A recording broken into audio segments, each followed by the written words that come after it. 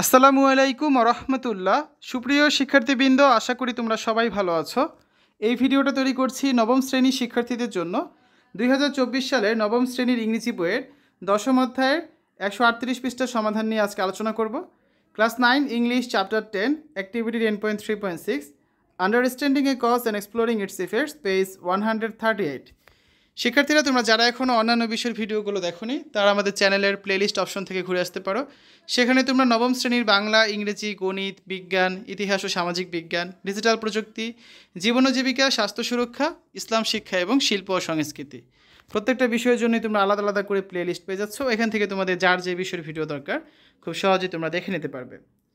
Activity 10.3.6. Read the text in Activity 10.3.4 again and discuss the following questions in pairs. Later, share your responses with the class. তোমরা activity 10.3.4 দেওয়া টেক্সটটি আবার পড়ো, তারপর জোড়ায় নিচের প্রশ্নের উত্তরগুলো আলোচনা করো, উত্তরগুলো শ্রেণীতে শেয়ার করো। এখানে 5টা প্রশ্ন আছে, আমরা এখন এই প্রশ্নের উত্তরগুলো নিয়ে আলোচনা করব। আমাদের ফার্স্ট কোয়েশ্চেন যেটা ছিল, where have you found the thesis statement in the essay? প্রবন্ধটির থিসিস বিবৃতি তুমি কোথায় পেয়েছো?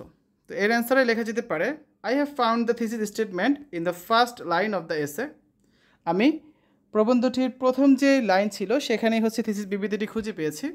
Modern society has many vices, one such vice is bullying. আধুনিক সমাজে অনেক দোষ বা ত্রুটি আছে, এ ধরনের একটি দোষ বা ত্রুটি হচ্ছে বুলিং। নাম্বার বি, কোয়েশ্চেনটা হচ্ছে কি, what does the writer tell in the thesis statement? Thesis বিবৃতিতে লেখক কী বলেছেন? এর অ্যান্সারে লেখা যেতে পারে, in the thesis statement the writer tells us that bullying is a serious problem in modern society. Thesis বিবৃতিতে লেখক আমাদের বলেছেন যে আধুনিক সমাজে বুলিং হচ্ছে একটি মারাত্মক সমস্যা।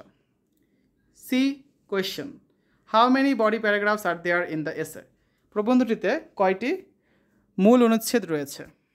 এর অ্যান্সার হবে, there are 5 body paragraphs in the essay. অনুচ্ছেদটিতে, এই প্রবন্ধটিতে 5টি মূল প্যারাগ্রাফ মানে মূল অনুচ্ছেদ রয়েছে।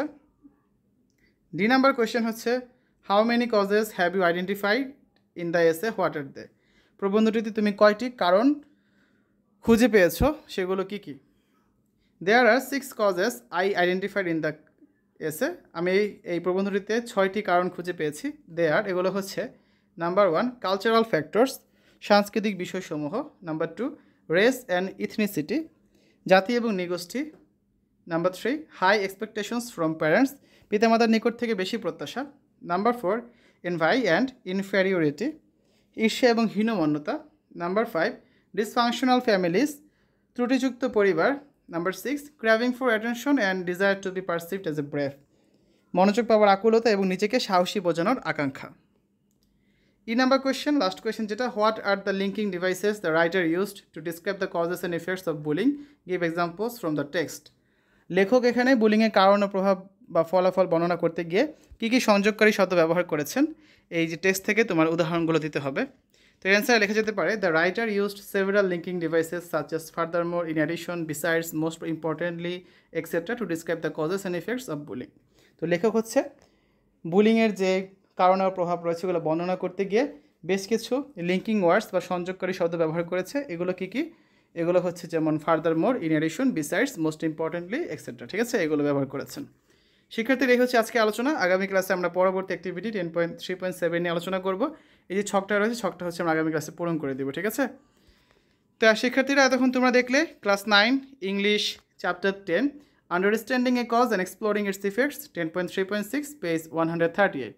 আশা করি ভিডিওটা তোমাদের কাছে ভালো লেগেছে। পরবর্তী ভিডিওগুলো দেখার আমন্ত্রণ জানিয়ে আজ বিদায় নিচ্ছি। আল্লাহ হাফেজ।